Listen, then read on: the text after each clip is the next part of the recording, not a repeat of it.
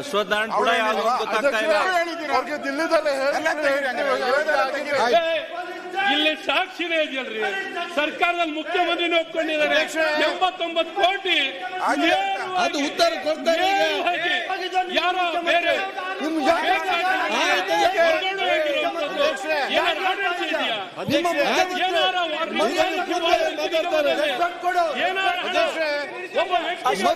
ಆಯ್ತು, ನೀವು ಕೂತ್ಕೊಳ್ಳಿ.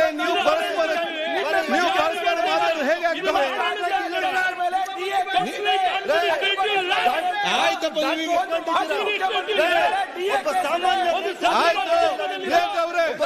ಕೂತ್ಕೊಳ್ಳಿಗ ಬರುದೆಲ್ಲ ಲೇಟ್ ಬಂದ ನಂತರ ಇದರಲ್ಲಿ ಸ್ಟಾರ್ಟ್ ಆಯ್ತು. ಕೂತ್ಕೊಳ್ಳಿಗ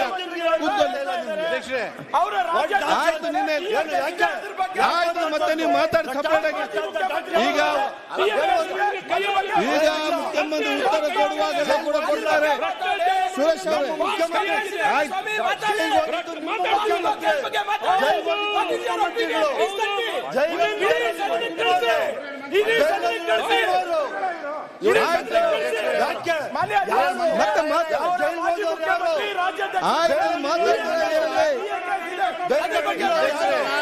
ಆಯ್ತು, ಈಗ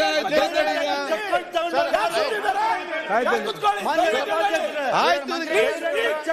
ಯಾರಿಗೂ ಅರ್ಥ, ನನಗೆ ಅರ್ಥ ಆಗುದಿಲ್ಲ. ಯಾರಿಗೆ ಅರ್ಥ ಆಗ್ತದೆ? ಆಯ್ತು,